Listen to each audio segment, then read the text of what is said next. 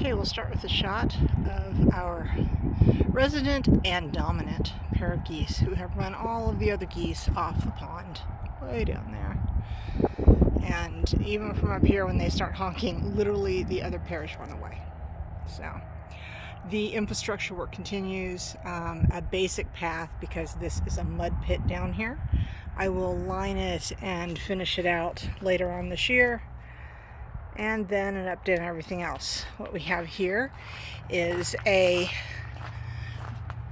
box of stuff from Drip Depot. I am changing everything out to drip tape because we found that our well hard water, including a lot of iron, did this to our soaker hoses last year.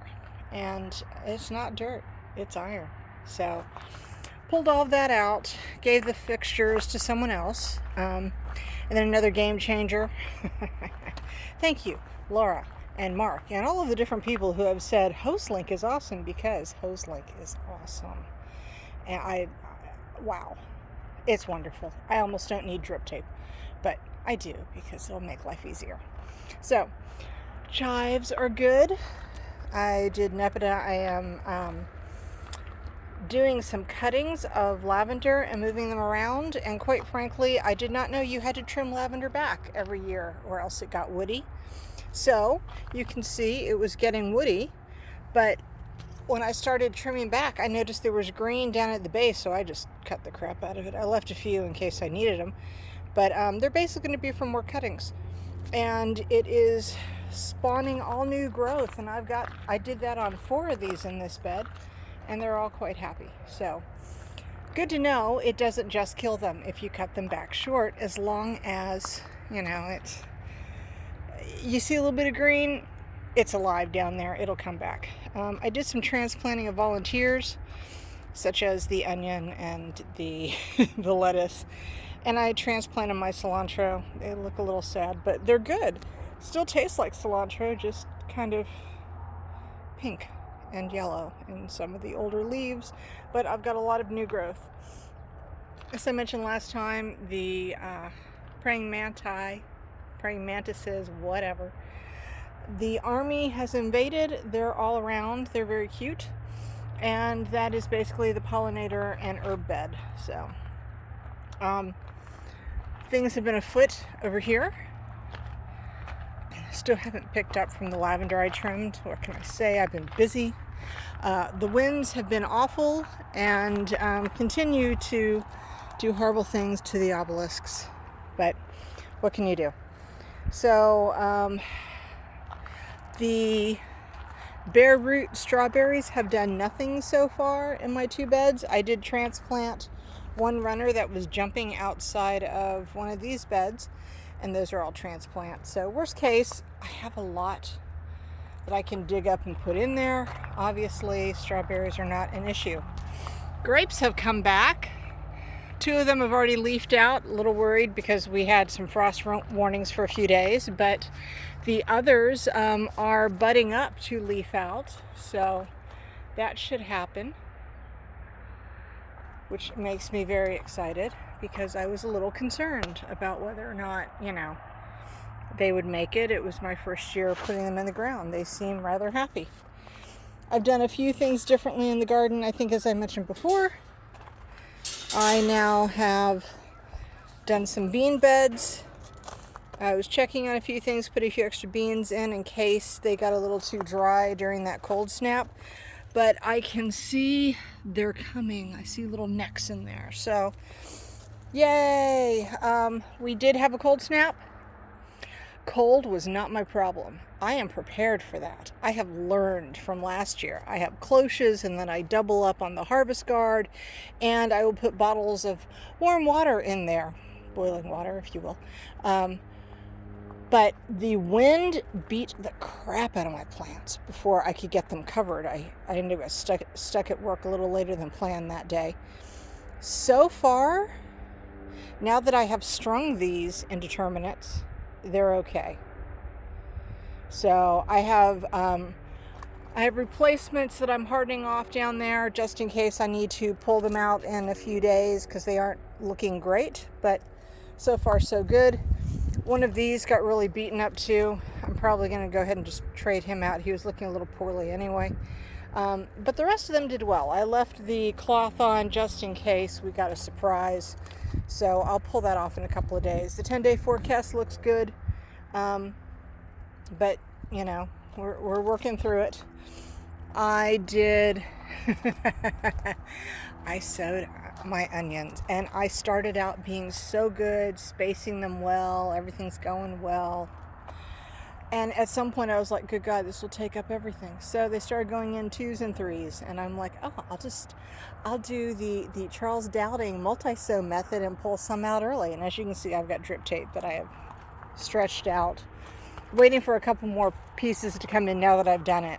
So I'm getting wiser. But I also put in carrots and beets, and then at the end, why not? I threw in some peanuts. Who knows? We'll see. And then I'm hardening off my peppers and my eggplants that'll do that run. And that pretty much does all of this. I will be putting in cucumbers to climb over this. The peas are coming up. You know, they haven't really grabbed on and done much yet. I'll have to work with them, but they've got to have enough length for me to do that. And then, as we come around, I still haven't finished up the rock garden. All the little lavender transplants I did, they're looking pretty good, so I'm thinking they're going to survive, but we'll see. As long as a couple of them do, it's a learning process. I look at it that way.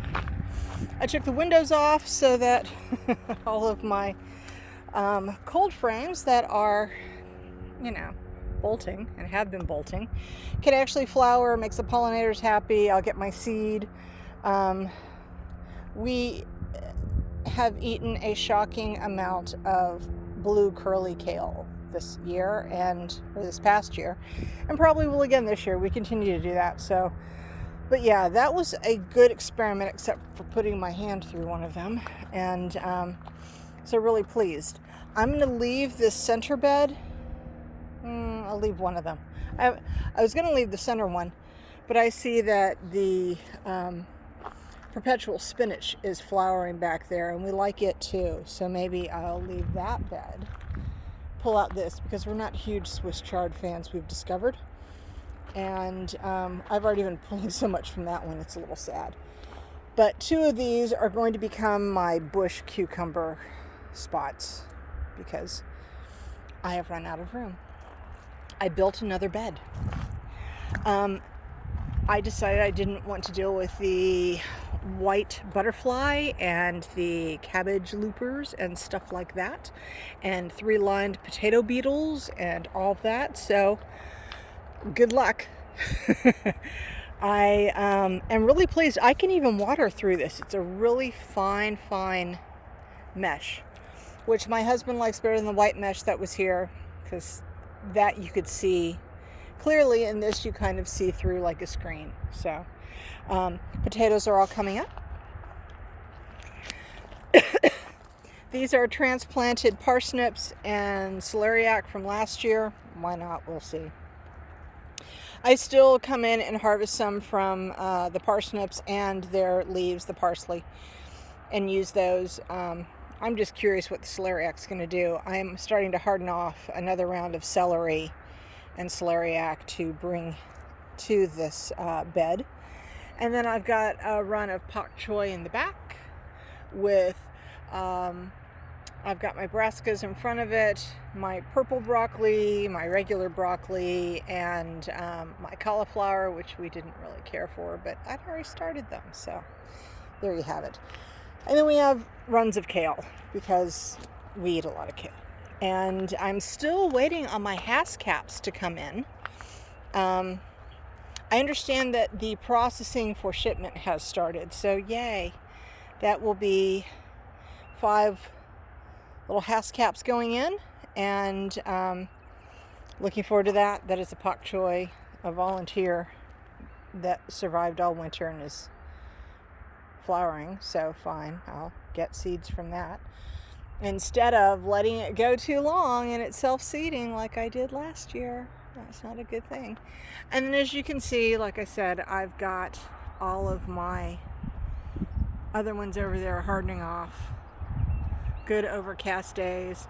I've gone ahead and started moving out my citrus plants. Variety of things in there. And then the orangery was awesome. That thing rocked. Game changer. I'm going to give away my pop-up greenhouse because that was perfect. And then this year, I think it's supposed to be raining all day tomorrow, so I'm going to do my cleanup in there, start some back shelving over my sink in there, and get it a little organized because it's going to get really hot in the summer. And then by the time it's fall, you're harvesting and doing other stuff and canning and freezing. So tomorrow's going to be my day to clean it. And I have a whole bunch of stuff there for the compost bin that I need to take down. And there's my the white insect netting that got pulled off. But we moved the compost bins. You can't see it. They're down in the trees down there.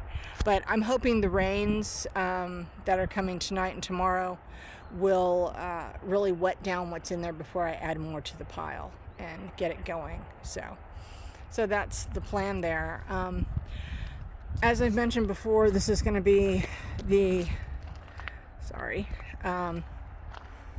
where I'm going to do the Pondless Waterfall. That will happen. And I still need to use that rock dust and make some basically sandbags, because I am going to insulate the orangery better for next year. I mean, this year was a great year for it, but it can be improved by closing up all the gaps. Like if there is moisture coming in or cold air underneath, it does go down to the pavers, but it would be good to make it a little more of an airtight seal, or closer than it is right now. And then except for the one window that opens up so that I can vent, I'm going to caulk everything else shut, and make it much more airtight. So it's never going to be completely airtight, but it can be better than it is this year. But like I said, this year it has been a smashing success. So woohoo! And then we have been working on taking some trees down. It has improved the view certainly from the upper deck, and we took out some of the trees that were over in the fields over there, so vast improvement. And we did buy the adjacent 4 acres, so that gives us basically 7, and we are going to start on the fencing this summer and the eventual plans for the alpacas and a barn and all that fun stuff. Because even though we're in a DC suburb and it only takes me 35 minutes to get to work in the morning, 45 minutes to get home in the afternoon,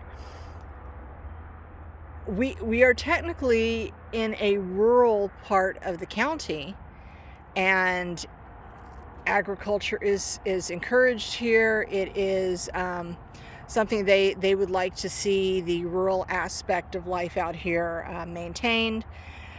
We're going to try to do that. So, because someday we will not be driving, at least I won't be driving into work. Hubs can work from home, and I hate him for that.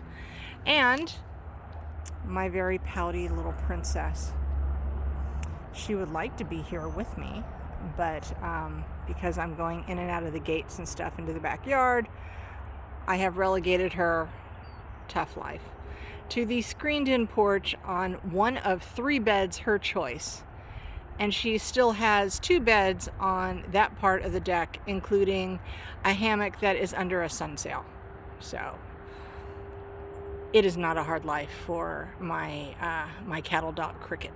Anyway, so that is it. That is all for this time. More things are coming. I need to finish hardening some stuff off, and then they'll be going out this next week and weekend, and hopefully the cold weather is past. I'm still trying to decide if I need to do something to protect the indeterminate tomatoes from the winds that can come off the Blue Ridge, which is right there. And we get the winds. So, like I said, that 2-day cold snap, that was not what got my tomatoes. It was the winds coming off of the Blue Ridge that just, and I thought they would be in a protective position, a little lower inside this, and no, the first two and one of the middle ones just got beaten up, and then that one did too. This one did okay, but yeah, it was sad. So like I said, I immediately just started pulling out replacements thinking they were doomed, and they actually look like they're going to survive. So we'll see if, what doesn't kill them makes them stronger or not. Anyway, that's all for today.